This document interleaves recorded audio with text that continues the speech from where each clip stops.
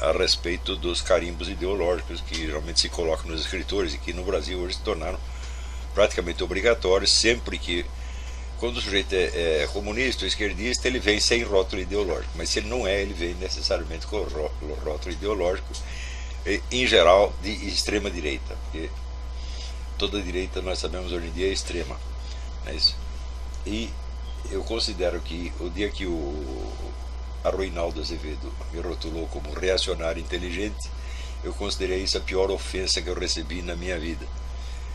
Porque o que isso quer dizer? Quando aplicado a mim ou aplicado a qualquer outra pessoa, ele poderia aplicar isso, digamos, ao Gilberto Freire, ou ao Nelson Rodrigues, ou ao Manuel Bandeira, qualquer outro. Se você é descrito pela sua ideologia, ideologia, por definição, é um pensamento uniforme, que é comum a toda uma massa de pessoas, que são os partidários da mesma ideologia. Você tem, por exemplo, seguidores da ideologia liberal, da ideologia comunista, da ideologia social-democrata, etc, etc. Então, a ideologia é o que existe de comum entre as pessoas que a seguem. Portanto, se você é um reacionário inteligente, um direitista inteligente, um comunista inteligente, quer dizer que você pensa exatamente a mesma coisa que os outros, só que você gasta nisso mais QI do que os outros. Para pensar igualzinho aos outros, você precisa de mais QI. Ou seja, isso é evidentemente um insulto. Não é isso? Ora, nenhum escritor tem interesse, ou se torna interessante, pela ideologia que ele personifica, mas justamente ao contrário, pelo que ele tem de diferente em relação aos outros seguidores da mesma ideologia. Ninguém vai ler, por exemplo, Máximo Gorki para saber que ele é comunista, porque todo mundo sabe. Não é isso? Ou você não vai ler, por exemplo, Louis Ferdinand Céline para saber o que o homem da extrema-direita pensava, porque milhares de pessoas estavam na extrema-direita, e acontece que ele é o Louis Ferdinand Céline, ele escreve o que ele escreve tem um interesse que vai infinitamente além da sua ideologia, e esse é o único motivo que ele tem para escrever, ou você tem para lê-lo. É isso? Ora, mas acontece que esses rótulos ideológicos, eles se tornaram, especialmente no Brasil, e aqui nos Estados Unidos também, na mídia em geral, embora não na sociedade inteira, se tornaram critérios historiográficos. Quer dizer, a história ali é contada como um conflito de ideologias. E especialmente o que é tomado como modelo desse esquema historiográfico é a história da França. A história da França tem servido de modelo, vamos dizer, para o mundo inteiro, desde a Revolução Francesa. Então, tem-se a impressão, vamos dizer, o próprio Karl Marx, ele toma a história da França como modelo para a história do mundo inteiro. E não sei se foi por Karl Marx ter iniciado essa moda, ou por outro motivo qualquer, tá certo? Talvez por ter mais historiadores brilhantes do que qualquer outro país, a história da França se tornou o modelo, o esqueminha pelo qual é descrita a história do mundo inteiro. Acontece que a história da França, que é assim passada para o mundo, é 100% falsa. É falsa nos seus mais mínimos detalhes. E os esquemas interpretativos que isso gera são aplicados, então, à explicação do que está acontecendo em outros países. Particularmente, você já deve ter ouvido alguns milhares de vezes a frase assim: a Guerra Civil Espanhola foi o ensaio geral da Segunda Guerra Mundial. Isso talvez seja a frase mais repetida da mídia universal quando trata do passado. Ora, a Guerra Civil Espanhola não foi absolutamente nada disso, mas nada, não tem, esse paralelo é inteiramente absurdo, não faz o menor sentido. Eles usam esta frase porque é o seguinte: ali as tropas republicanas pró-comunistas receberam ajuda, dinheiro e armamentos da União Soviética, ao passo que as tropas franquistas receberam ajuda e armamento da Itália e da Alemanha nazista, tá certo? Então dá a impressão de que ali estavam se enfrentando o exército alemão e o exército soviético dentro do território espanhol, como depois viriam fazê-lo numa escala muito maior. Acontece que durante o período da Guerra Civil Espanhola, a Alemanha e a União Soviética eram aliadas. Não havia guerra nenhuma, tá certo? E, ao contrário, as duas haviam se juntado para invadir a Polônia. Os russos invadiram por um lado, os alemães invadiram por outro. Quer dizer, um país pequenininho que não tinha a menor condição de resistir a duas potências riquíssimas, armadas até os dentes. Então, era isso que estava realmente acontecendo. E a guerra que depois se desencadeou entre a União Soviética e a Alemanha nazista teve a ver com outras causas que, na época, vamos dizer, ninguém poderia adivinhar e que, sobretudo, não tinham absolutamente nada a ver com ideologia. Isso aqui é muito importante. Então, esta versão da história, vamos dizer, que é da história como confronto de ideologias, que por si mesmos, pelo simples fato de você tentar descrever a história como um combate entre ideologias, você já falsificou tudo. Por quê? A ideologia de um sujeito nem sempre corresponde à sua política, nem sempre corresponde à política dos seus aliados, e nem sempre corresponde à situação efetiva. Ideologia é um discurso justificativo, é o pretexto que o sujeito alega para fazer isto ou aquilo. Não é nada mais do que isso. Mas essa história de dizer que o sujeito segue uma ideologia, então, a ideologia não foi feita para ser seguida, foi feita apenas para ser dita, foi feita apenas para servir de pretexto, para justificar ou para atrair adeptos, tá certo? Qualquer governante que seguisse a sua ideologia seria um idiota completo. Nenhum jamais seguiu, esta é que é a verdade. Lenin não seguiu, Stalin não seguiu, Franklin Roosevelt não seguiu, Charles de Gaulle não seguiu. Nenhum governante sério jamais segue a sua ideologia, meu Deus do céu, né?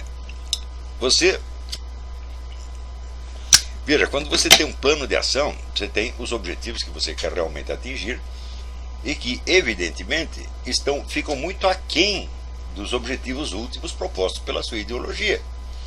Se você quer estabelecer, por exemplo, sei lá, você é o Adolf Hitler, você quer estabelecer o Império Mundial da raça ariana. Eu digo muito bem, mas antes de você fazer isso, você tem, por exemplo, que consertar a economia alemã, que está com uma inflação de 10.000%. E daí você tem que restaurar a indústria alemã, você tem que fazer mais isso, mais aquilo, mais aquilo, mais aquilo, mais aquilo outro. Ou seja, o Império Mundial da raça ariana fica para as calendas gregas. E o sujeito vai agir em função de milhares de outros objetivos intermediários que só hipoteticamente levam àquela finalidade. Do mesmo modo, se você é Lenin ou Stalin, eu quero chegar à sociedade sem classe. Bom, mas para eu chegar à sociedade sem classe, primeiro eu preciso acabar a guerra que está tendo com a Alemanha, e depois eu preciso fazer mais isso, eu preciso fazer mais aquilo outro, mais aquilo outro, e quando vai chegar à sociedade sem classe? Ninguém sabe, tá certo?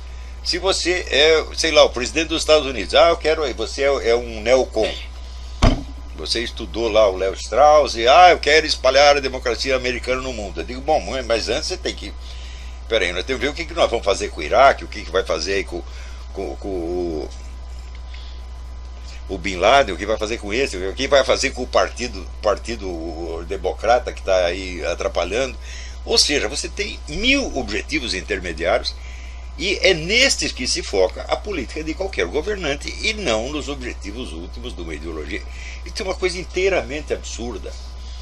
Ora, a relação entre os objetivos intermediários e a finalidade última proposta pela ideologia, ela é, por definição, problemática e ambígua. O que leva a um resultado pode levar a outro resultado também. Tá certo? Por exemplo, se você quer... Bom, eu quero o Império Mundial da raça ariana. Eu digo, muito bem. Então, se é isso que você quer, isso significa que o critério racial deve prevalecer na hierarquia social sobre todos os outros caracteres.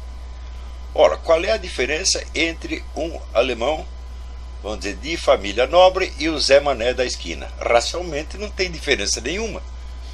Tá certo? Então, na medida em que você introduz o critério racial, você está introduzindo um critério igualitário também. Isso quer dizer que a sua maldita sociedade ariana pode se parecer muito, pelo menos em ideia, com a sociedade sem classes. Não é isso? Aqui você tem, por exemplo, você tem um potentado da indústria, do banco, etc, etc, mas você descobre que ele é bisneto de um judeu. Tá certo? esse aí vai poder menos do que o lixeiro, que tem raça pura. Isto enquanto convém, mas se convier você pode fazer o contrário, como na história do Fritz Lang, que o Goebbels, que era ministro da propaganda, chama o Fritz Lang para ser o cineasta oficial do regime. Ele disse: eu não posso porque minha avó é judia. E o Goebbels responde: quem decide quem é judeu, quem não é, sou eu. Tá certo? Então, o próprio Hitler, nos famosas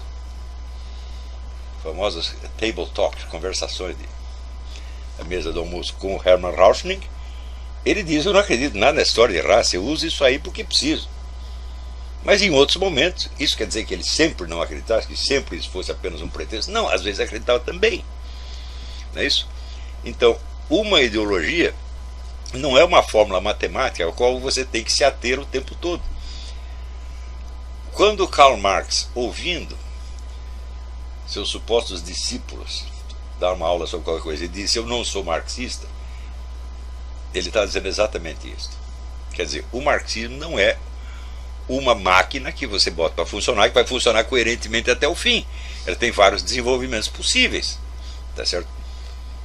Se você estudar a história do marxismo, quer dizer, desde a doutrina ortodoxa da luta de classes, isso que foi adotada depois oficialmente pela União Soviética com o nome de marxismo-leninismo, pela qual a infraestrutura econômica da sociedade determina a superestrutura cultural e ideológica. Desde esse ponto até quando chega o Ernesto Laclau, que diz que a propaganda do partido cria a classe que ela diz que vai representar, tudo isso tendo no meio o Antônio Gramsci, que dilui praticamente o negócio da luta de classes, na ideia da intelectualidade como força agente. Você diz: o marxismo se converteu praticamente no seu contrário sobre esse aspecto. E tudo isso aí é ideologia marxista. Portanto, a rotulação ideológica nunca explica nada. Aliás, ao contrário, ela parece simplificar. Porque você vê aqui, né, parece uma coisa simples, um confronto entre o bem e o mal. Tem gente que diz que ser de esquerda é ser a favor do bem, e ser de direita é ser a favor do mal. E tem gente que pensa o contrário. Mas acontece que esta aparente simplificação ela é feita para confundir tudo e para que você nunca mais entenda coisa nenhuma. Basta você continuar raciocinando a partir desse pressuposto, você vai chegar, vamos dizer, em contradições, em paradoxos absolutamente aterrorizantes. Então, nada substitui você fazer exatamente o trajeto contrário, quer dizer, você partir dos fatos para depois você chegar, vamos dizer, às categorias, às catalogações, se for possível. Essas catalogações, então, terão que refletir diferenças reais, tá certo? Não só tem as diferenças entre as concepções ideais, tem as diferenças entre as estratégias, tem as diferenças entre as táticas, tem as diferenças entre a psicologia respectiva de uns e de outros, tá certo? Que não é determinada absolutamente pela sua ideologia. Então você terá que criar conceitos descritivos cientificamente válidos para você descrever o que está acontecendo, né? Na falta de poder fazer isso, porque umas pessoas não podem e outras não querem, então substitui-se pela história da carochinha da luta de ideologias, né? Vocês sabem perfeitamente que eu sempre fui contra esse negócio de dizer que direita e esquerda não existem ou que foram superados. Isso é uma estupidez. Elas existem, evidentemente, tá certo? Porém, quem disse que a diferença delas é ideológica, né? Existem muitas outras diferenças, né? Que se sobrepõem às diferenças ideológicas, tanto que um pode usar o argumento ideológico do outro e o outro pode usar o argumento ideológico do um. Isso acontece o tempo todo, né? Então, a direita e a esquerda existem objetivamente. Por quê?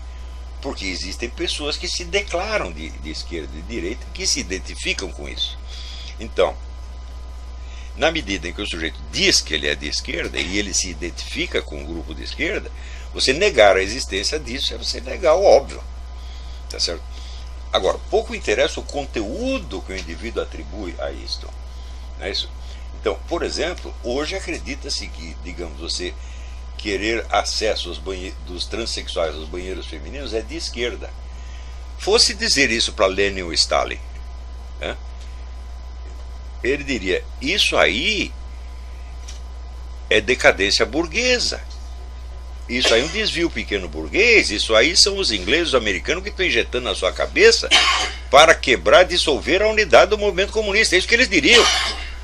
Então você vê que esses conteúdos eles vão mudando e às vezes se convertem nos seus contrários. Portanto, não há outro meio de descrever o que se passa senão aqueles que eu apontei na minha apostila Problemas de Método nas Ciências Sociais. Aqui é o único jeito de fazer as coisas, né? E quando as pessoas veem que eu tenho acertado previsões há 20 anos, é porque eu estou usando aqueles critérios, não é porque eu fiz estudos astrológicos. Eu nunca fiz um estudo astrológico de uma situação internacional, nunca na minha vida, tá certo? A última vez que eu ouvi falar disso foi, acho que nos anos 70 ainda, quando o falecido Antônio Facciolo Neto, que era presidente da Associação Brasileira de Astrologia, meu íntimo inimigo, fez um estudo que eu até achei bom, onde ele estudava a evolução do capitalismo americano e do comunismo soviético à luz dos trânsitos de Saturno-Urano para o capitalismo e Saturno-Netuno para o comunismo. Eu achei que fazia, acompanhando fato por fato, parecia que fazia sentido, mas aquilo é verdadeiro ou não? Eu falei: não sei, levaria 20 anos para averiguar isso. Mas isso foi a última vez que eu ouvi falar de astrologia como instrumento para o estudo da política internacional. É claro que às vezes, por curiosidade, né, eu faço o horóscopo de um personagem qualquer, né, só para ver se aquelas coisas que eu disse no curso de astrocaracterologia fazem sentido. Então, eu também não tenho certeza de nada na astrocaracterologia. Então, os métodos que eu estou usando são aqueles que eu descrevi naquela apostila. Não existem outros. Tá certo? Então, um dos preceitos que eu usei é aquele do Georg Jelinek. Em primeiro lugar, distinguir o que aconteceu porque alguém quis que acontecesse daquilo que aconteceu porque aconteceu. Por exemplo, né, o estado da Califórnia estava muito revoltado contra o Donald Trump e estava até ameaçando de se separar da União. Na que ele estava ameaçando, aconteceu aquela inundação, arrebentou um dique e o estado entrou, né, em estado de calamidade. E daí teve que ir lá pedir dinheiro para o governo central. Então, momentaneamente, a história da secessão acabou. Tá certo? Você não vai querer se separar do governo central ao mesmo tempo que você está precisando da ajuda dele. Isso aí não foi planejado, isso aí aconteceu. Se alguém planejou, foi Deus. Não é isso? Então, existem muitos processos que resultam ou de catástrofes naturais, às vezes não é uma catástrofe, às vezes, sei lá, uma colheita excepcionalmente rica, uma coisa assim, pode mudar o destino de um país, tá certo? Então, um terremoto, um furacão, um tsunami, né? Tudo isso pode acontecer sem que ninguém tenha planejado, tá certo? E também pode acontecer, vamos dizer, a confluência fortuita de causas diversas. Um sujeito está fazendo isso, o outro está fazendo aquilo sem que ele saiba, o terceiro está fazendo uma terceira coisa sem que nenhum dos dois sabe. Daí dá um resultado que ninguém planejou. Nesse sentido, é o que dizia Max Weber, que a história é o conjunto dos resultados impremeditados das nossas ações. Nem sempre são impremeditados, às vezes são perfeitamente premeditados. Eu cito como exemplo de premeditação bem-sucedida a Segunda Guerra Mundial inteira. Se você ler o livro do Hans Joachim, né, e outro do general soviético russo, que esqueci o nome, que é The Mein Kampf, né, você vê que a Segunda Guerra inteirinha foi planejada por Stalin. Ele só errou num ponto, mas corrigiu imediatamente. Ele não esperava a invasão alemã na União Soviética, né? Mas quando ela aconteceu, ele corrigiu imediatamente o plano e chegou ao resultado que ele queria. O que ele queria? Usar os nazistas, tá certo, como ponta de lança. Os nazistas destroem tudo, eles são os anarquistas, não são capazes de organizar a sociedade, porque eles não têm uma teoria científica da sociedade como nós temos. portanto deixa eles fazer a bagunça deles, então eles ganham, nós levamos. Mas que foi exatamente o que aconteceu. Quando terminou a guerra, a União Soviética, que era, vamos dizer, um país que estava isolado e na miséria, se tornou a segunda potência mundial, tendo dominado metade da Europa. Não é isso? Esse é o resultado que ele queria, e ele conseguiu exatamente pelos meios que ele disse que ia mobilizar. Então este é um caso, vamos dizer, de planejamento de longuíssimo prazo, muitíssimo bem feito, e que deu resultado. Então aí você não pode aplicar o critério do Max Weber. Mas de qualquer modo, a distinção do Georg Jelinek, né, o premeditado e o impremeditado, é fundamental. Então eu considero que essa é a regra número 1 de tudo. Em segundo lugar, quando você desce ao plano das ações premeditadas, você precisa ter em vista qual é um conceito básico, que é o do horizonte de consciência. Até onde o agente político enxerga e aonde ele não enxerga mais. Então você descreve o horizonte de consciência pelos seus pontos cegos. Aquilo que evidentemente o sujeito não está sabendo, o que evidentemente ele não está entendendo. E onde ele não está enxergando, ele não age. Então ali você tem a distinção entre a ação e a paixão. Quer dizer, ele está agindo aqui, e ali ele está sofrendo uma ação que ele não enxerga, que ele não compreende, e que ele não pode, a qual ele não pode reagir. Tá certo? E quando você começa a aplicar esse conceito do horizonte de consciência, dentro de uma situação que pode ser definida ao mesmo tempo por fatores premeditados e impremeditados, você vê que a diferença de capacidade de previsão e, por exemplo, a diferença de horizonte de consciência entre os seres humanos chega a ser monstruosa. Então, se você estuda, por exemplo, a vida de Napoleão, todo mundo sabe que as batalhas da França na época só eram vencidas quando Napoleão estava lá pessoalmente. Não adiantava ele pegar os melhores generais. Então, por que isso acontecia? Porque a estratégia era boa nos dois casos, mas a tática não. E Napoleão era um sujeito capaz de controlar o seu exército nos mais mínimos detalhes, e ele mudava esses detalhes na hora, tá certo? Então, contando evidentemente com a obediência servil e automática dos seus generais. Primeira vez que um general desobedeceu, deu tudo errado, porque perdeu tudo na batalha de Waterloo, né? Aliás, o general não desobedeceu por rebeldia, mas desobedeceu porque não entendeu. Ou seja, ele não chegou a captar, vamos dizer, a inteligência do que Napoleão havia ordenado para ele fazer. Tá certo? Então, essa questão do horizonte de consciência é básico em todos estes casos. E daí é que se torna interessante o estudo, vamos dizer, das previsões certas e erradas. Se você perguntar assim, quantas pessoas previram a queda da União Soviética em 1990? Quase ninguém. 5 anos antes disso, 1985, tinha saído o livro do Paul Kennedy, Ascensão e Queda das Grandes Potências, onde ele estudava a história das grandes potências à luz da comparação entre o seu desenvolvimento econômico e o seu orçamento militar. Ele dizia assim, quando o orçamento militar começa a crescer além de um certo ponto, aquilo vai cair. E a conclusão dele é a seguinte: na próxima década os Estados Unidos vão cair e a União Soviética vai subir como potência dominante. A União Soviética acabou. E o sujeito está aí até hoje, ele não disse desculpe, né? Desculpa a vergonha que eu passei, está dando palpite até hoje.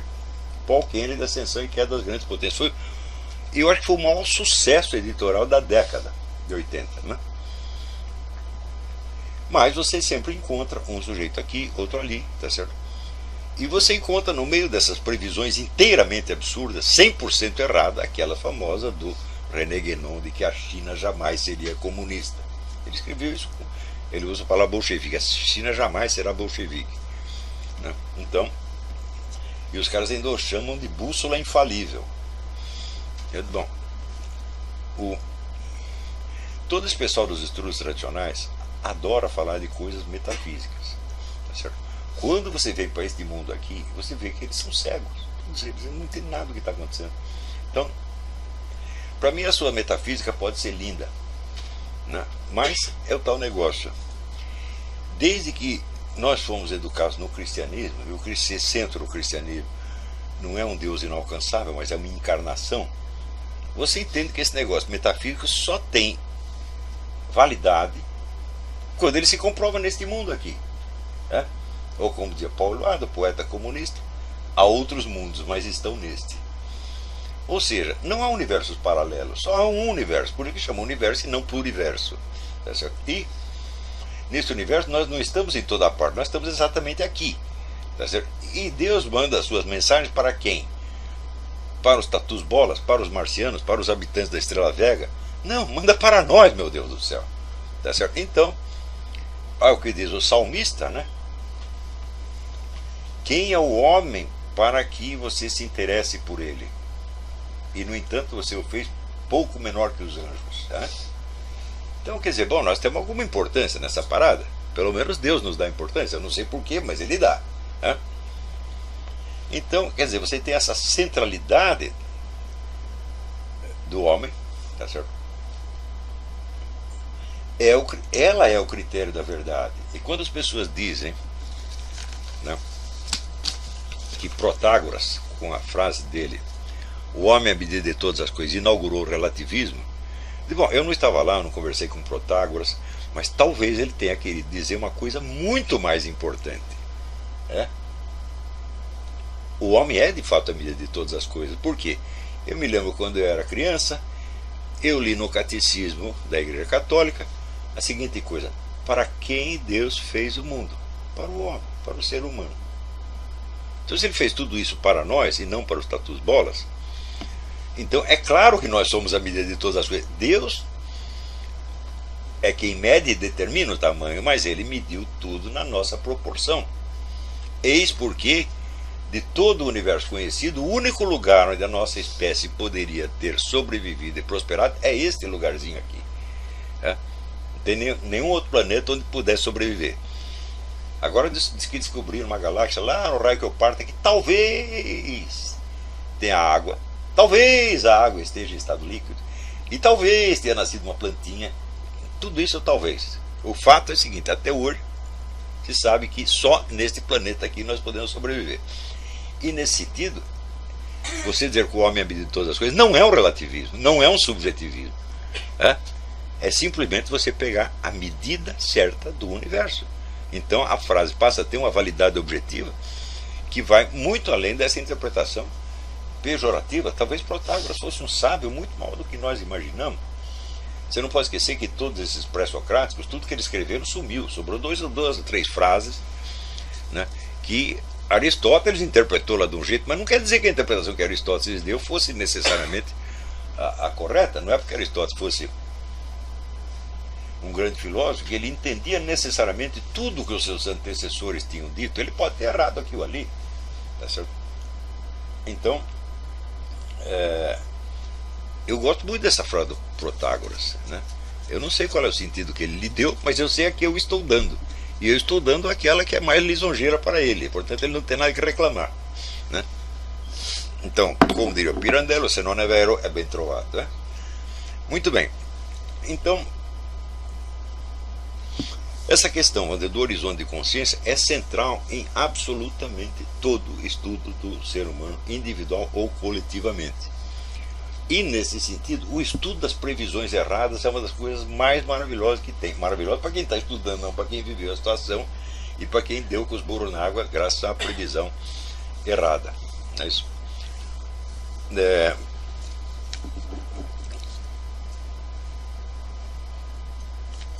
Um minutinho.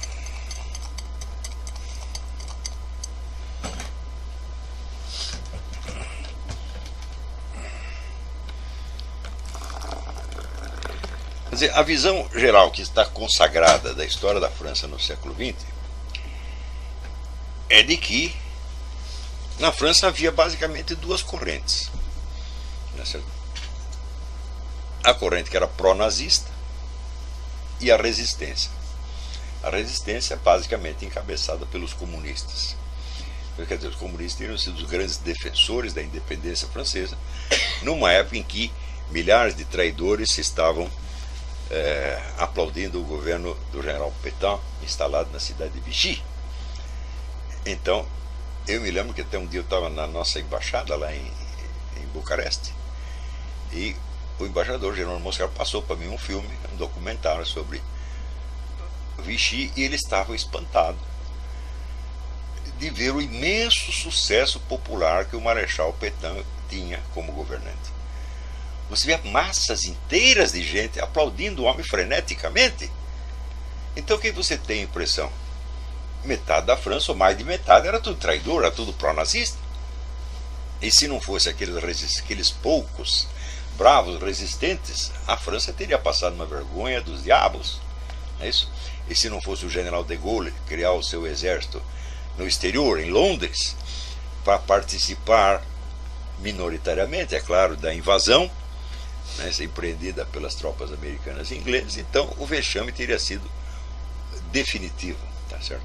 Mesmo assim, os franceses só participaram da invasão como auxiliares dos americanos e ingleses, porque eles tinham poucos soldados.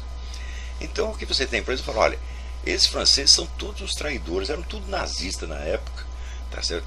E depois da guerra, como os nazistas perderam, eles fizeram limparam a sua história retroativamente e ficam glorificando a resistência, mas na resistência tinha o quê? Meia dúzia de pessoas.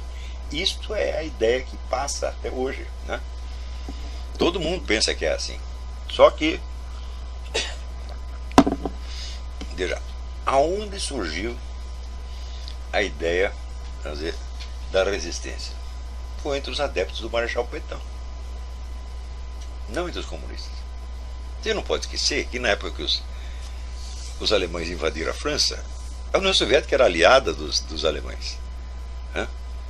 E qual era o grande temor dos franceses? O temor é o seguinte: se os comunistas tomarem a Espanha, que fica aqui do lado, daí nós estamos ferrados mesmo, porque daí nós vamos estar exprimidos entre dois lados, daí já nunca mais se livra dos alemães. Por quê? Porque a União Soviética estava dando assistência econômica e militar para os alemães. Os tanques alemães que invadiram a França eram movidos com gasolina soviética. Se não fosse isso, eles não poderiam ter invadido a França, né? E todo francês sabia disso, e todo mundo tinha medo de que uma revolução comunista no país vizinho da Espanha colocaria a França na mesma posição da Polônia, de ter sido invadida pelos alemães por um lado e pelos russos pelo outro. Então esse era o grande temor, tá certo? E isso quer dizer que quando veio a revolução do general Franco contra o governo republicano, que era pró-comunista, os franceses acharam ótimo. Esse Franco está nos livrando dos comunistas, portanto está nos livrando do principal aliado do Hitler, que está ocupando o nosso país. Dá para entender? O raciocínio é muito simples, né? E daí acontece outra coisa. Este é um fato que ninguém gosta de mencionar, né? Você sabe que, evidentemente, quando os alemães se instalaram na França, começa ali a mesma perseguição contra os judeus que tinha tido na Alemanha. Não com a mesma intensidade, mas teve. Hoje mesmo eu estava lendo, né, o filósofo Jean Wahl teve que fugir para os Estados Unidos. O grande historiador Marc Bloch, né, que escreveu o livro Os Reis Taumaturgos, né, clássico da historiografia medieval, foi fuzilado num campo de concentração, e assim por diante, muitos outros. Acontece que na França essas coisas estavam acontecendo sob um pano de fundo histórico que vinha desde o começo do século, com o famoso caso Dreyfus. Todo mundo sabe que o Dreyfus era um capitão do exército que foi acusado de ser espião alemão na Primeira Guerra, tá certo? A suspeita sobre o capitão Dreyfus se espalhou para cima de todos os judeus. Então, como é que os franceses viam os judeus? Esses caras são alemães, né? O judeu não fala Yiddish em casa? Yiddish é alemão. Então, o preconceito anti-judaico na França era a mesma coisa que o preconceito anti-alemão na Primeira Guerra, né? E acontece que quando o capitão Dreyfus foi expulso do exército, foi desonrado, foi para a cadeia, tá certo? E outras investigações demonstraram que não tinha sido ele, que tinha sido um outro cara, um tal de Esterházy, de família húngara, né? Não sei se judeu ou não, mas era outro cara, né? Mas diz que o exército francês tinha falsificado certos papéis para incriminar o capitão Dreyfus. Então formou-se ali uma briga. Quer dizer, ontem o pessoal da direita estava defendendo a honra das Forças Armadas e, portanto, a honra da nação, e o pessoal da esquerda estava defendendo o princípio da justiça para aquele indivíduo. Então formou a luta entre os Dreyfusards e os anti-Dreyfusards, né? Entre os adeptos do capitão Dreyfus, que ficou mais famoso, foi Émile Zola, com o livro J'accuse, Eu Acuso, tá certo? É um clássico da retórica política que até hoje o pessoal lê, né? E do outro lado, você tinha os defensores do exército, especialmente a corrente monarquista, tá certo? Que era contra o regime republicano vigente, mas a favor das Forças Armadas, chefiada especialmente por essa corrente chefiada especialmente por um indivíduo chamado Charles Maurras, né? Escrevia M-A-U-R-R-A-S. Então, pela visão atual, era o seguinte: aqueles caras todos que ficaram do lado do exército francês eram tudo fascistas. E, portanto, eles todos apoiaram a Alemanha, tá certo? E foram todos traidores da França. E o outro lado, que era a esquerda, republicana e comunista, foi aqui que criou a resistência. Mas a história não é nada disso, né? É exatamente o contrário disso. Nos anos que antecederam a Segunda Guerra, a tendência geral dos republicanos e comunistas era o pacifismo. E eles, baseados no ódio acumulado às Forças Armadas, estavam fazendo o possível para debilitar as Forças Armadas. Então, cortando o orçamento militar, impedindo que comprasse novas armas, impedindo a renovação do arsenal, etc, etc. Então, estavam estrangulando as Forças Armadas francesas. Enquanto isso, o pessoal da direita, encabeçado por Charles Maurras, dizia o contrário. Nós temos que fortalecer as nossas Forças Armadas, por quê? Porque o Hitler vai nos invadir. Né? Isso ele dizia já em 1934, veja você. Né? Olha o que ele dizia, em 1934. Repito, não há maior perigo do que o hitlerismo e o sovietismo. Os dois iguais. E esses iguais são feitos para se entender. O mapa o confirma, o futuro o confirmará, como de fato confirmou. Então, ou seja, quando o Hitler invadiu a Alemanha, invadiu a França, o exército francês estava em tal desvantagem bélica e tecnológica que os alemães tomaram aquilo em uma semana. Foi a coisa mais fácil do mundo. Então, o Maurras sabia que isso ia acontecer. Então a direita francesa, especialmente a direita monarquista, clamou durante anos por uma resistência ao poder nazista que estava subindo. Né? Agora, enquanto isso, olha, por isso que eu digo que judeu é espertalhão que domina o mundo, eu digo, vocês estão maluco. Né? A maior especialidade do judeu é se ferrar. Isso eles fazem. Só pararam de fazer depois que criaram o Estado de Israel, daí ficaram espertos, né? Mas antes, se você pensar bem, quem que o judeu apoiava desde o caso do capitão Dreyfus? A esquerda republicana. Portanto, pacifista. Portanto, desarmamentista. É? Daí os alemães entram, o exército francês não consegue reagir, os alemães tomam o poder, criam lá um governo títere e o governo títere começa a perseguir os judeus. É? Agora, fosse explicar para um judeu nos anos 30, falar, olha, é melhor você apoiar a direita monarquista porque ela quer nos armar para impedir que o Hitler invada, etc, etc. Eles simplesmente não iam entender. Né?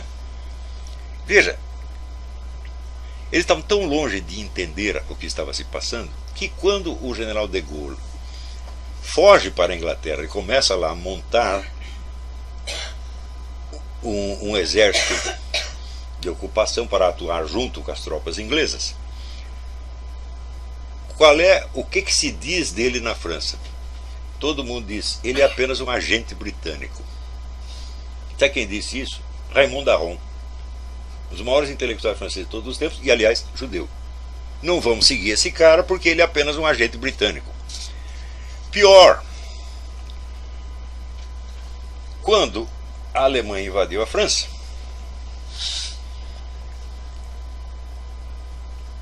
a maior parte da marinha francesa estava estacionada na Argélia,